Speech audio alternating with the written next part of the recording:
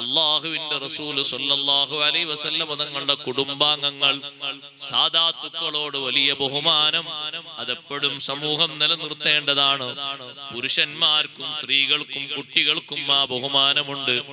അഹ്ലു ബൈത്തിനോട് വലിയ ബഹുമാനം കൽപ്പിക്കേണ്ടതാണ്. നബി സല്ലല്ലാഹു അലൈഹി വസല്ലം തങ്ങളോടുള്ള മഹബ്ബത്തിന്റെ ഭാഗമാണ്. അതേ, അഹ്ലു ബൈത്തിനെ പരിഹസിച്ചു, അഹ്ലു ബൈത്തിനെ കളിയാക്കി, അവരുടെ സ്ഥാനമാനങ്ങൾ ഇകഴ്ത്തി എന്നതുകൊണ്ട് പിഴച്ചുപോയ വിഭാഗങ്ങളിൽ വലിയൊരു വിഭാഗമാണ് ഇന്നും ലോകത്ത് അറിയപ്പെടുന്ന വിഭാഗമായി മാറിയ ഷിഈയത്ത്, ഷിയാ വിഭാഗം. അവർ നബി സല്ലല്ലാഹു അലൈഹി വസല്ലം തങ്ങളുടെ കുടുംബത്തെ താറടിച്ചവരാണ്, പല നിലക്കും മികഴ്ത്തിയവരാണ്. അവര് പ്രസ്ഥാനങ്ങളായി എത്രയോ ശിഥിലീകരിച്ചു. ബഹുമാനിച്ചതല്ല, അവർ ഇകഴ്ത്തിയതാണ്. അലി റളിയല്ലാഹു അൻഹുവിനെയും അവിടുത്തെ സന്താന പരമ്പരകളെയും മികഴ്ത്തിയവരാണ് ഷിഈയ വിഭാഗത്തിൽപ്പെട്ട വിഭാഗങ്ങളൊക്കെ. നിങ്ങൾ നോക്ക്, അതുകൊണ്ട് തന്നെ വിശ്വാസ രംഗത്ത് നിന്ന് വരെ അവർ വ്യതിചലിച്ചു പോയി. ബഹുമാനിക്കേണ്ടതുപോലെ യഥാർത്ഥത്തിൽ ബഹുമാനിച്ചിരുന്നുവെങ്കിൽ ആ കുഴപ്പം വരില്ലായിരുന്നു. ഷിയാക്കൾക്ക് ബഹുമാനല്ല, അവർക്ക് പരിഹാസവും ഇകഴ്ത്തലുമാണ് കൂടുതലായത്. ഉലമാഇനെ ബഹുമാനിക്കണം. ഉലമാ സമൂഹത്തിൽ വലിയ ബഹുമാനം അർഹിക്കുന്നവരാണ്. ഒരൊറ്റ ആലിമിനെയും നീ നിസാരപ്പെടുത്തരുത്. ഏതെങ്കിലും ഒരു ആലിമിനെ നീ പുച്ഛിച്ചു തള്ളിയാൽ സഹോദരാ, നിന്റെ ജീവിതത്തിൽ അത് വലിയൊരു കറയായി ശേഷിച്ചു നിൽക്കും. അതിന്റെ ഏറ്റവും വലിയ ബുദ്ധിമുട്ട് നീ അനുഭവിക്കുന്നത് നിന്റെ ജീവിതത്തിൽ തന്നെ നിന്റെ മക്കളിലൂടെയായിരിക്കും. ഒരുപക്ഷേ ആലിമീങ്ങൾക്ക് തന്നെ അത്തരത്തിലുള്ള അനുഭവം ഉണ്ടായിട്ടില്ലേ സഹോദരങ്ങളെ? ആലിമീങ്ങൾക്ക് തന്നെ അത്തരത്തിലുള്ള അനുഭവം ഉണ്ടായിട്ടില്ലേ? ഉണ്ടായിട്ടുണ്ട്. സ്വന്തം ഉസ്താദുമാരെയും മറ്റും പരിഹസിച്ചതിന്റെ പേരിൽ എത്രമാത്രം വലിയ പരിഹാസം കിട്ടിപ്പോയിട്ടുണ്ട്. സുബ്ഹാനല്ലാഹ്, അഷ്റഫുൽ ഖൽഖ് സല്ലല്ലാഹു അലൈഹി വസല്ലം തങ്ങളെ ഇകഴ്ത്തിയ, അവിടുത്തെ ബഹുമാനിക്കുന്ന ഉലമാഇനെയും സാദാത്തുക്കളെയും കൂടുതൽ തള്ളി പറഞ്ഞ ഒരു മനുഷ്യൻ, ആ മനുഷ്യൻ അവസാനം പരിഹാസത്തിന്റെ റോളിൽ പറഞ്ഞത് നിങ്ങളൊക്കെ കേട്ടിട്ടുണ്ടാകും യൂട്യൂബിലൂടെ. അയാൾക്ക് ഏറ്റവും വലിയൊരു ആഗ്രഹവും ആശയം എന്താന്ന് വെച്ചാല് മദീനത്ത് കാണുന്ന ഖുബ്ബത്തുൽ ഖളറ ഒന്ന് തകർക്കണം എന്നുള്ളതാണ്. അതായിരുന്നു ആഗ്രഹം. എന്നിട്ട് എന്താ സാധ്യമായത്? തനിക്ക് അല്ലാഹു തആല നൽകിയ മകൻ, ആ മകൻ വിശ്വാസ രംഗത്ത് നിന്ന് നേരെ മാറിയിട്ട് 1-ാം നമ്പർ പൂജാരിയായി മാറി.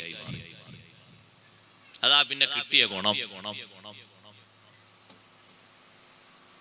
ബഹുമാനിക്കേണ്ട തലങ്ങളെ ബഹുമാനിച്ചില്ലെങ്കിൽ പിന്നെ അങ്ങനെയാണ് ഉണ്ടാകുക.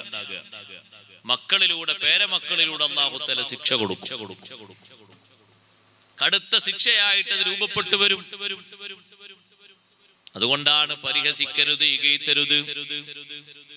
ആലിമീങ്ങളെ നീ ചീത്ത പറയരുത്, കുറ്റം പറയരുത്.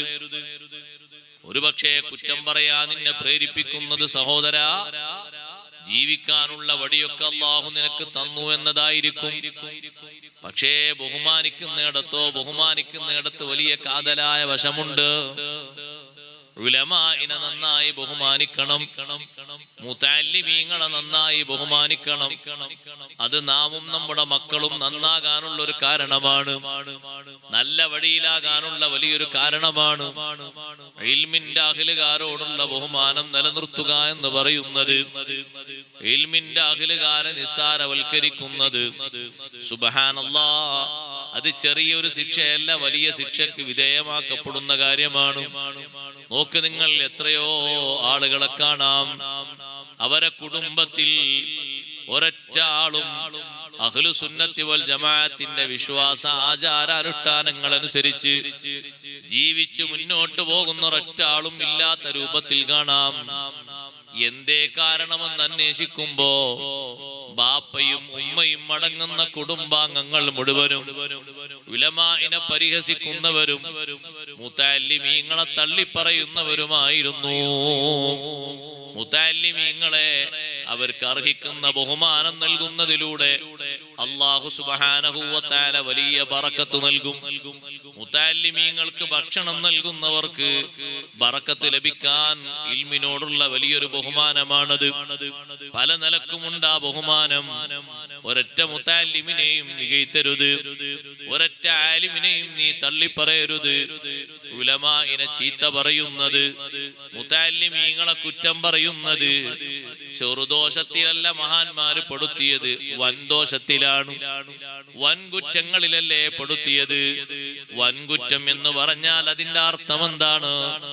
നമ്മൾ സഹോദരന്മാരെ ആ വിഷയം പുറത്തു കിട്ടണമെങ്കിൽ അമല് ചെയ്താൽ മാത്രം പോരാ, ഖാലിസായ നിലക്കുള്ള തൗബ കൂടിയേ തീരൂ. ഏത് ആലിമിനെയാണോ പറഞ്ഞത് ആ ആലിമിനെ കണ്ട് പൊരുത്തപ്പെടിക്കണം. നിനക്കറിയാത്തൊരാളെ പറ്റി ആരെങ്കിലും പറയുന്നു എന്ന് കേട്ടാൽ ഒരു പക്ഷേ നീ തടി സലാമത്താക്കണം, അല്ലെങ്കിലോ ആ പറച്ചിന് നിർത്തിക്കളയാൻ വേണ്ടി നീ പറയണം. കേട്ടിട്ടുണ്ടോ, നീ അറിഞ്ഞിട്ടുണ്ടോ എന്ന് ചോദിച്ചവനെ ഉപദേശിക്കണം. ഉപദേശിക്കാൻ കഴിയില്ലേ, നീ അവിടുന്ന് പെട്ടെന്ന് സലാമത്താകണം. നീ അത് കേട്ടുകൊണ്ട് യസ്സുമൂളിയാലോ നീയും അതിന്റെ പിന്തുണ കൊടുത്ത ആളായി പോയി. അതേ, അറിവില്ലാതെ പോലും ആലിമീങ്ങളെ പടി പറയാൻ പാടില്ല. ആലിമീങ്ങൾക്ക് ബഹുമാനം നൽകിയത് അല്ലാഹുവാണ്. ആ ബഹുമാനമുള്ള ഉലമാ ലോകത്ത് നിലനിൽക്കുന്നത് ഹത്താ യഅതിയ അംറുല്ലാഹ്, ഖിയാമത്ത് നാൾ വരുന്നത് വരെ ഭൂമിയിൽ നിലനിൽക്കുന്ന ഒരു വിഭാഗമാണ് അഹ്ലുൽ ഇൽം.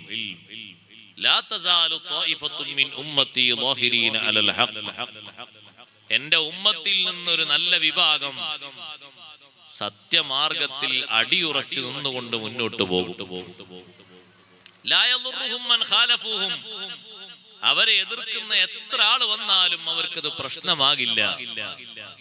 ഇമാം ബുഖാരി റളിയല്ലാഹു അൻഹു ഈ വിഭാഗം എന്നതിന് വിവക്ഷ നൽകി. വഹും അഹ്ലുൽ ഇൽം, അവർ ഉലമാ ആണ്, പണ്ഡിതന്മാരാ. എല്ലാ പണ്ഡിതന്മാരെയും അവരവരെ കാലത്ത് എതിർക്കുന്ന ആളുകൾ ഉണ്ടായിട്ടുണ്ട്. ഇമാം ഷാഫി റളിയല്ലാഹു അൻഹുവിനെ എതിർത്തിരുന്ന ആളുകൾ ഉണ്ടായിരുന്നില്ലേ? ഉണ്ട്.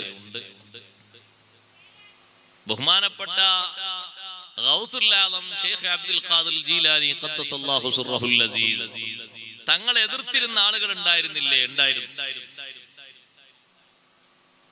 വലിയ 100 പണ്ഡിതന്മാര് ശൈഖ് ജീലാനി റളിയല്ലാഹു അൻഹുവിനെ ചോദ്യം ചോദിച്ച് മറിച്ചിടാൻ വേണ്ടി, അങ്ങനെ ഉണ്ടല്ലോ, ചോദ്യം ചോദിച്ച് മറിച്ചിട, പരാജയപ്പെടുത്തുക, അതിനു വേണ്ടി നല്ല ഖനമുള്ള നാട്ടിലൊക്കെ അറിയപ്പെട്ട 100 ആലിമീങ്ങൾ ഒരു സ്ഥലത്ത് ഒരുമിച്ച് കൂടി. ശൈഖ് ജീലാനി റളിയല്ലാഹു അൻഹു അങ്ങോട്ട് വിളിച്ചു വരുത്തി, വിഷയമൊന്നും പറയാതെ. അവരെ മുന്നിലെത്തിയപ്പോഴേക്ക് ശൈഖ് ജീലാനി റളിയല്ലാഹു അൻഹു മനസ്സിലായി ഈ 100 ആളുകൾ വന്നിരിക്കുന്നത് എന്തിനാണ്. മഹാനവർകൾ നേരെ മുന്നിലൊന്ന് വന്നിരുന്നിട്ട് അവരെ മുഖത്തേക്കൊരു നോട്ടം ഇങ്ങനെ നോക്കി, ഒരൊറ്റ നോട്ടം, ഒരു നോട്ടം നോക്കിയിട്ട് പിന്നെ മഹാനവർകളൊന്ന് താഴോട്ട് നോക്കിയിട്ട് മുകളിലേക്ക് ഒന്നിങ്ങനെ കണ്ണുയർത്തിയിട്ട് അവരോട് പറഞ്ഞു, ഇനി ചോദിക്കാൻ വേണ്ടി നിങ്ങൾ ഒരുമിച്ച് കൂട്ടി വന്ന ചോദ്യങ്ങളൊക്കെ ചോദിക്കൂ, ഉത്തരം ഞാൻ ഓരോന്നും പറയാന്ന് പറഞ്ഞു. മുന്നിൽ വന്നിരിക്കുന്ന ആളുകളോട് പറഞ്ഞു, 100 ആളുകളില്ലേ, നിങ്ങൾ ഓരോരുത്തരും സെറ്റപ്പ് ആക്കി വെച്ച ചോദ്യങ്ങളില്ലേ, ചോദ്യങ്ങൾ ചോദിക്കും, ഉത്തരം ഞാൻ പറയാം. മുന്നിൽ വന്നിരിക്കുന്ന ആളുകൾക്ക് സംസാരിക്കാൻ കഴിയുന്നില്ല. സംസാരശേഷി പോലും പലർക്കും താഴ്ന്നുപോയി. ചില ആളുകൾക്കൊന്നും ശബ്ദം പുറത്തേക്ക് വരുന്നില്ല. പിന്നല്ലേ ചോദ്യം കിട്ടുന്നത്. എന്ത് ചോദിക്കണം, എന്ത് പറയണമെന്ന് എല്ലാവരും മറന്നുപോയി. അവര് കൂട്ടക്കരച്ചിലായി പോയി. ശൈഖ് ജീലാനി റളിയല്ലാഹു അൻഹു പറഞ്ഞു, പേടിക്കണ്ട, പരീക്ഷിക്കാൻ വേണ്ടിയല്ലേ ഒരുമിച്ച് കൂടിയത്. മേലാൽ ഇത്തരം പരീക്ഷണത്തിന് വേണ്ടി ഒരുമിച്ച് കൂടരുത്. നിങ്ങൾ ഓരോരുത്തരും ചോദിക്കാൻ ഉദ്ദേശിച്ച ചോദ്യങ്ങൾ ഇരുന്ന ഇരിപ്പിൽ ഞാനങ്ങ് പറയാം. അതിന്റെ ഉത്തരം ഞാൻ പറയാം, നിങ്ങൾ എഴുതി വെച്ചോളൂ, പഠിച്ചു വെച്ചോളൂ. സുബ്ഹാനല്ലാഹ്. ശൈഖ് ജീലാനി റളിയല്ലാഹു അൻഹു അവരൊരു കൂട്ടി വെച്ച ചോദ്യങ്ങളും ചോദ്യങ്ങൾക്കുള്ള ഉത്തരവും പറയുമ്പോഴാണ് മുന്നിൽ വന്നിരിക്കുന്ന ആളുകൾ അത്ഭുതപ്പെട്ടു പോയത്. അല്ലാഹു നൽകിയ ഇൽമിന്റെ ആഴം എത്രമാത്രം വലുതാണ്. നമ്മൾ വെറുതെ ഈ മഹാനുഭാവനെ കുറിച്ച് പലതും തെറ്റിദ്ധരിച്ചു പോയി. സഹോദരന്മാരെ, അവരുടെ ഇൽമ്, ആ ഇൽമ് നമുക്ക് അളക്കാൻ പറ്റിയ രൂപത്തിലല്ല അല്ലാഹുവിற்கு നൽകിയിരിക്കുന്നത്. ഉലമാഇനെ അംഗീകരിക്കണം. ഉലമാഇനെ അംഗീകരിക്കാത്ത വിഭാഗം ലോകത്ത് ആരാണ്? ഉലമാഇനെ അംഗീകരിക്കാത്ത വിഭാഗം ലോകത്ത് ബിദ്അത്തുകാരാണ്. മദ്ഹബിന്റെ ഉലമാഇനെ മാത്രമല്ല, മഹാന്മാരായ ഉലമാഇനെയും അതുപോലെ തന്നെ വലിയ വലിയ ഔലിയാക്കളെയും മികയ്ത്തുന്നവരാണവര്. വലിയ വലിയ ഔലിയാക്കളെ ഇകയ്ത്തുന്നു എന്ന് മാത്രമല്ല, അവർക്ക് അല്ലാഹു നൽകിയ ബഹുമാനങ്ങൾ, കറാമത്തുകൾ, ബഹുമാനങ്ങൾ, സ്ഥാനമാനങ്ങൾ അതുവരെ പലപ്പോഴും നിഷേധിക്കുകയും എതിർക്കുകയും ആ വിഷയങ്ങളൊക്കെ ചോദ്യം ചെയ്തുകൊണ്ട് മറ്റേ തള്ളിക്കളയുകയും ചെയ്യുന്നവരാണവർ. സുബ്ഹാനല്ലാഹ്. നിങ്ങൾ കണ്ടില്ലേ, പലരും കണ്ടിട്ടുണ്ടാകും, ഈ അടുത്ത് ഒരു പുത്തനാശയക്കാരൻ ജനങ്ങൾക്ക് മുന്നിൽ പരസ്യമായി പറയുന്നത്, നമ്മളെ നാട്ടിലും കേരളത്തിലും കർണാടകത്തിലും തമിഴ്നാട്ടിലൊക്കെ ആണല്ലോ കൂടുതൽ മഖ്ബറകളുള്ളത്. മഖ്ബറകളൊക്കെ പൂട്ടണം, മഖ്ബറകളൊക്കെ ലഹരിയുടെ കേന്ദ്രങ്ങളാണ്. നിങ്ങൾ നോക്കി, ഏതെങ്കിലും ഒരു സ്ഥലത്തുണ്ടോ? എന്താ സഹോദരങ്ങളാണ് ഈ പറയുന്നത്? മഖാമുകളും മഖ്ബറകളും ഇവിടെ പരിസരത്തിൽ എത്ര മഖാമുകളുണ്ട്? ഇവിടെ തൊട്ടടുത്തല്ലേ മണവാട്ടി ബീവിയുടെ മഖമല്ലേ പുയ്യത്തുവേൽ. എത്ര വലിയ കറാമത്തുള്ള സ്ഥലമാണ്. അല്ലാഹു തആല അവരെ ബർക്കത്ത് കൊണ്ട് മദദ് കൊണ്ട് നമ്മളെ സദസ്സ് അല്ലാഹു ഖബൂൽ ചെയ്യുമാറാകട്ടെ. എത്ര എത്ര വലിയ മഹാന്മാരുണ്ട് ഈ പരിസരങ്ങളിൽ അന്തിയുറങ്ങുന്നവർ. അതിൽ സാദാത്തുക്കൾ എത്രയുണ്ട്, ഔലിയാക്കൾ എത്രയുണ്ട്. സ്ഥാനവും ദറജവും നമുക്ക് കണക്കാക്കാൻ കഴിയാത്ത എത്ര വലിയ മഹാന്മാരുണ്ട്.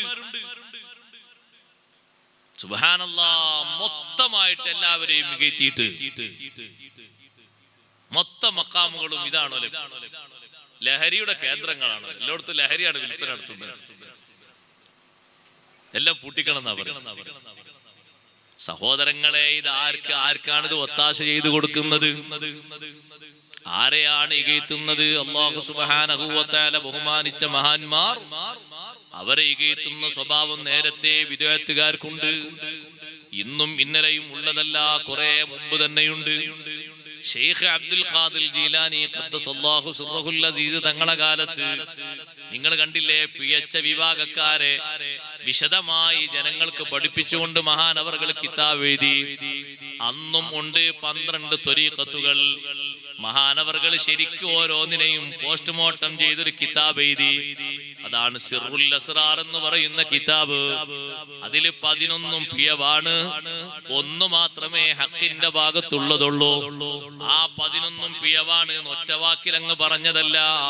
അവരുടെ വാദഗതികളും വിശ്വാസ ആചാര അനുഷ്ഠാനങ്ങളും ഓരോന്നും മഹാനവർകൾ ആ കിതാബിൽ വിശദീകരിക്കുന്നുണ്ട്. ശരിക്ക് ഗണ്യതമായി ജനങ്ങൾക്കത് വിശദമാക്കി വിശദീകരിച്ച് എഴുതി പഠിപ്പിച്ചു കൊടുത്തു.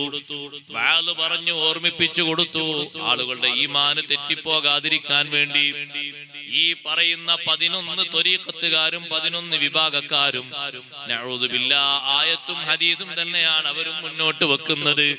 പക്ഷേ ആ ആയത്തും ഹദീസും ശൈഖ് ജീലാനി റളിയല്ലാഹു അൻഹു അവരുടെ ഉദ്ദേശ്യവും അവരാ ഉദ്ദേശിക്കുന്ന ഉദ്ദേശം ശരിയല്ല എന്നും ശരിയായ നിലയ്ക്ക് വിശദമായി ജനങ്ങളെ പഠിപ്പിച്ചു. ഒരൊറ്റ ആളും അതിൽ കുടുങ്ങി പോകരുത് എന്ന് ഉണർത്തിയിട്ടുണ്ട്. പിൽക്കാലത്ത് അതിന്റെ മോഡലുകളായി പലതും പലതും വികസിച്ചു വന്നു. പേരിൽ മാത്രമേ മാറ്റമുള്ളൂ, ആശയങ്ങളിലും തത്വങ്ങളിലും മാറ്റമില്ല. ഞാൻ പറഞ്ഞു വന്നത്, ഉലമാഇനെ ബഹുമാനിക്കണം, മുതഅല്ലിമുകളെ ബഹുമാനിക്കണം, ആദരിക്കണം. അത് അല്ലാഹു സുബ്ഹാനഹു വ തആല ഇൽമിനോട് നമുക്ക് നൽകുന്ന ഒരു ബഹുമാനമാണ്. ഇൽമിനെ ബഹുമാനിക്കണ്ടേ, ഇൽമിനെ ബഹുമാനിക്കണം. എന്തേ ഇൽമിനെ ബഹുമാനിക്കാനുള്ള കാരണം? മനുഷ്യൻ അല്ലാഹു തആല ബഹുമാനം നൽകിയത് സഹോദരങ്ങളെ ഇബാദത്തിന്റെ കെയർ ഓഫിലല്ല, ഇൽമിന്റെ മേൽവിലാസത്തിലാണ്. ലക്ഷക്കണക്കിന് കോടിക്കണക്കിന് മലക്കുകളെ മുഴുവനും ആദം അലൈഹിസ്സലാത്തു വസ്സലാമിന്റെ മുന്നില് അഭിവാദ്യം എന്ന നിലക്കുള്ള സുജൂദ് അർപ്പിക്കാൻ പറഞ്ഞത് ആദം നബി അലൈഹിസ്സലാത്തു വസ്സലാമിന്റെ ഇബാദത്തിന്റെ കെയർ ഓഫിലാണോ? അല്ല. വഅല്ലമ ആദമൽ അസ്മാഅ കുല്ലഹാ. ആദം നബി അലൈഹിസ്സലാത്തു വസ്സലാം മലക്കുകളെ മുന്നിൽ അവർക്ക് ആവശ്യമാകുന്ന തരത്തിലുള്ള അസ്മാ വിവരങ്ങൾ, ഇൽമുകൾ പഠിപ്പിച്ചു കൊടുത്തു. ആ ഇൽമുകളൊക്കെ മലക്കുകൾക്ക് കിട്ടിയപ്പോ അല്ലാഹു സുബ്ഹാനഹു വ തആല മലക്കുകളോട് പറഞ്ഞു, മലക്കുകളെ, ആദം അലൈഹിസ്സലാത്തു വസ്സലാമിനെ നിങ്ങൾ ബഹുമാനിക്കണം. ഉസ്ജുദൂ ലി ആദം. ആദം അലൈഹിസ്സലാത്തു വസ്സലാമിന് നിങ്ങൾ ബഹുമാനം അർപ്പിക്കണം. എല്ലാ മലക്കുകളും ആദം അലൈഹിസ്സലാത്തു വസ്സലാമിന് ബഹുമാനം അർപ്പിച്ചു. ബഹുമാനം അർപ്പിക്കണമെന്ന് ബോധ്യമുണ്ടായിട്ടും ബഹുമാനം അർപ്പിക്കാതെ മാറി നിന്ന ആളല്ലേ ഇബ്ലീസ് ലഅനത്തുല്ലാഹി അലൈഹി. അബാ വസ്തക്ബറ വകാന മിനൽ കാഫിരീൻ. ഇൽമുണ്ടായിരുന്നില്ലേ ഇബ്ലീസിന്? ഉണ്ട്. മലക്കുകൾക്ക് ഇൽമു പകർന്നു കൊടുത്തിരുന്ന ആളല്ലായിരുന്നോ ഇബ്ലീസ്? അതെ. പിന്നെന്തേ ഇബ്ലീസ് പുറത്തു പോകാനും ഇബ്ലീസ് നേരെ കാഫിറാകാനും കാരണം എന്താണ്?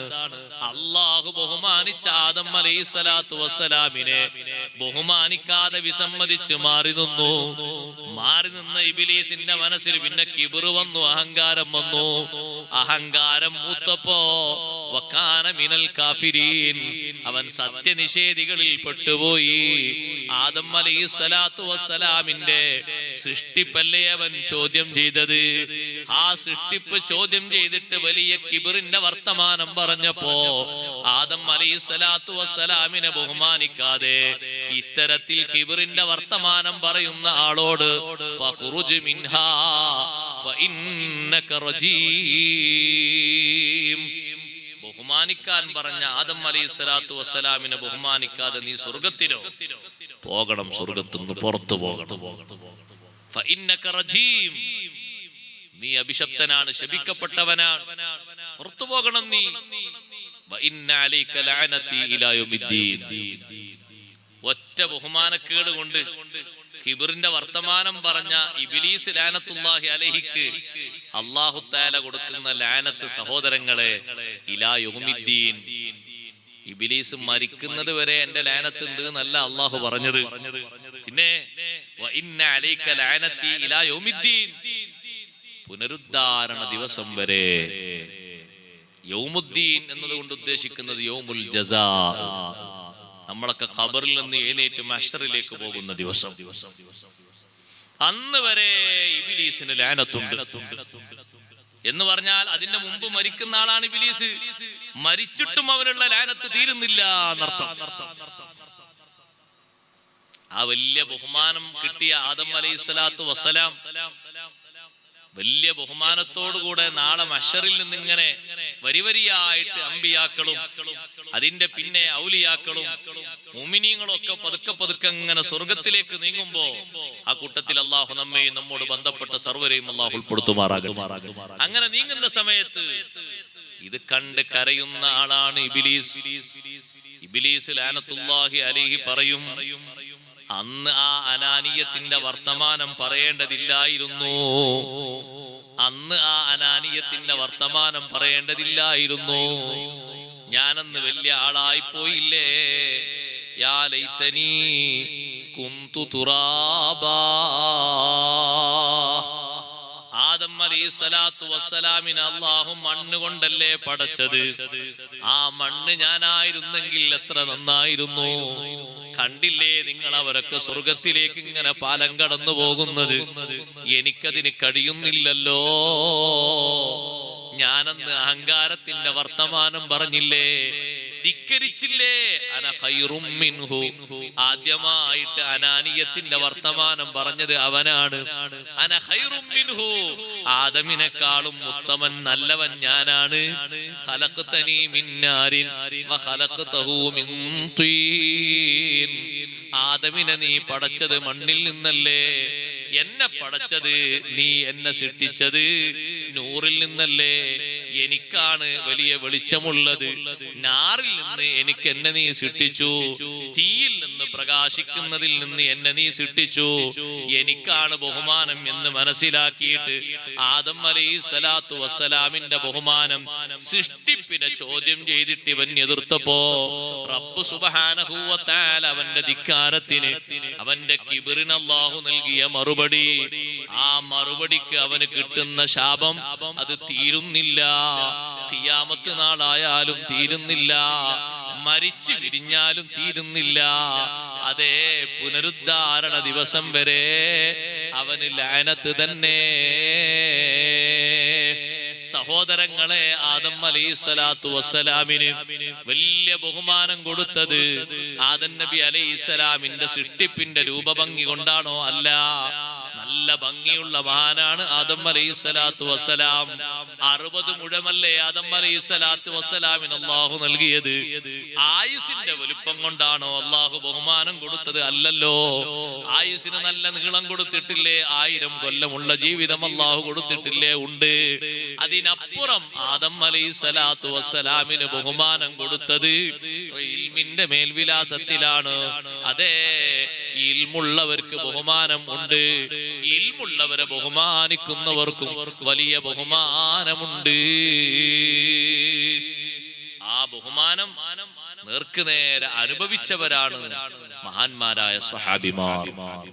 നേർക്കുനേരെ അനുഭവിച്ചവരാണ്. അഷ്റഫുൽ ഖൽഖ് സല്ലല്ലാഹു അലൈഹി വസല്ലം തങ്ങളെ പള്ളിയിൽ അസ്ഹാബു സുഫത്തിരുന്ന തിണ്ണ പലരും കണ്ടിട്ടുണ്ടാകും. ഇനിയും കാണാൻ ആഗ്രഹിക്കുന്നവരുണ്ടാവും. കാണാത്തവർക്കും കണ്ടവർക്കൊക്കെ ഇനിയും കാണാനൊക്കെ അല്ലാഹു തൗഫീഖ് തരട്ടെ. മദീന പള്ളിയിൽ സ്വഹാബത്ത് ഇരുന്ന ആ തിണ്ണ കണ്ടില്ലേ നിങ്ങൾ? ഇപ്പോഴും അവിടെ കിതാബ് ഓതുന്ന ആളുകളെ കാണാം. നമ്മൾ സാധാരണ ദർസിൽ മുതഅല്ലിമീങ്ങളൊക്കെ ഓതുന്ന കിതാബ് തന്നെ ഫത്ഹുൽ മുഈനും അൽഫിയയും അതുപോലെ തന്നെ ബുഖാരിയും മുസ്ലിമും ഇങ്ങനെയുള്ള കിതാബുകളൊക്കെ അവിടെ മറിച്ച് ഓതുന്ന ആൾക്കാരെ കാണാം. കുറച്ചെങ്കിലും ഒന്ന് ബർക്കത്തിന് വേണ്ടി ഓതുകയാണ്. ചിലര് കിട്ടുന്ന സമയമൊക്കെ ഓതും. കാരണം ഇൽമു ലോകത്തേക്ക് വിതരണം ചെയ്തത് ആ തിണ്ണയിൽ ഇരുന്നിട്ട് 70 മുതൽ 700 വരെയുള്ള സ്വഹാബിമാർ ഹദീസും ഖുർആനും എല്ലാ വിഷയങ്ങളും സമഗ്രമായി പഠിച്ചുകൊണ്ട്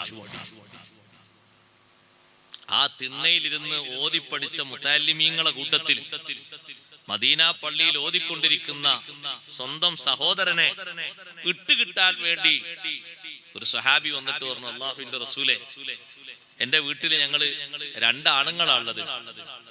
എന്റെ ഒരു സഹോദരൻ ഇവിടെ കിതാബ് ഇവിടെ ഉണ്ട്, ഓതിപ്പടിക്കുന്ന അസ്ഹാബു സുഫത്തിന്റെ കൂട്ടത്തിലുണ്ട്. എന്റെ സഹോദരനെയും കൂടി ഒന്ന് കിട്ടിയിരുന്നെങ്കിൽ ഞങ്ങൾക്ക് 2 ആൾക്കും ജോലിക്ക് പോകായിരുന്നു. എന്നാ പിന്നെ 2 ശമ്പളം കിട്ടും. ഇപ്പൊ ഞാൻ മാത്രമേ വീട്ടിൽ ജോലിക്ക് പോകുന്നുള്ളൂ, സഹോദരൻ ഇവിടെ ഓതിപ്പടിക്കുകയാണ്. അപ്പൊ സഹോദരനെ ഒന്ന് കിട്ടാൻ വേണ്ടിയിട്ടാണ് ഒന്ന് ചോദിച്ചത്. നബി സല്ലല്ലാഹു അലൈഹി വസല്ലം തങ്ങൾ പറഞ്ഞു, ലഅല്ലക തുർസഖു ബിഹി. ഒറ്റ വാക്കിന് വലിയ മറുപടിയാണ് തങ്ങൾ കൊടുത്തത്. ലഅല്ലക തുർസഖു ബിഹി, നിങ്ങൾക്കൊന്നും ജോലി എടുക്കാനുള്ള ആരോഗ്യം, ജോലി എടുത്തിട്ട് നല്ല ശമ്പളം, ആ ശമ്പളം കിട്ടിയിട്ട് നല്ല ഭക്ഷണം കഴിക്കാനുള്ള ആരോഗ്യം ഒക്കെ അല്ലാഹു തആല തരും. ബിഹി, നിങ്ങളെ സഹോദരൻ ഇവിടെ ഓതുന്നത് ഒറ്റ കാരണം കൊണ്ട്. സഹോദരനെ കൊണ്ടുപോകണ്ട, നിങ്ങൾ വെക്കും. നിങ്ങൾ നമ്മളെ വീട്ടിൽ നിന്നൊക്കെ മുതഅല്ലിമീങ്ങൾ വളർന്നു വരണം, ആലിമീങ്ങൾ വളർന്നു വരണം. അപ്പൊ ചില ആൾക്കാർക്ക് ഉസ്താദേ എല്ലാവരും ഇങ്ങനെ വളർന്നു വന്നാൽ ജോലി കിട്ടുമോ? ജോലി എത്ര ആക്കാൻ വേണ്ടത് നിങ്ങൾ ചോദിക്കും. ഇഷ്ടം പോലെ വേക്കൻസി ഇനിയും ബാക്കിയുണ്ട്. അതിനുള്ള ഭാഷയും കൂടി പഠിക്കണമെന്നല്ലേ ഉള്ളൂ. ഇതാ ഡൽഹിയിലും അങ്ങകലെ ഗുജറാത്തിലും നേപ്പാളിലും ബംഗാളിലും ഒറീസയിലും കൽക്കത്തയിലും ഇഷ്ടം പോലെ വേക്കൻസികൾ ഇനിയും ബാക്കിയുണ്ട്. ശരി, ഇവിടെ തന്നെ എല്ലാവർക്കും ജോലി ഇട്ടേ നടക്കും. എല്ലാവർക്കും ഒരേ മദ്രസയിൽ തന്നെ ഖിദ്മത്ത് എടുക്കാൻ നടക്കും. അതൊരു ചുരുങ്ങിയ ആൾക്കാരല്ലേ ഉണ്ടാകുള്ളൂ. വിവിധ ഭാഗങ്ങളിലേക്ക് പോകണം, അങ്ങനല്ലേ?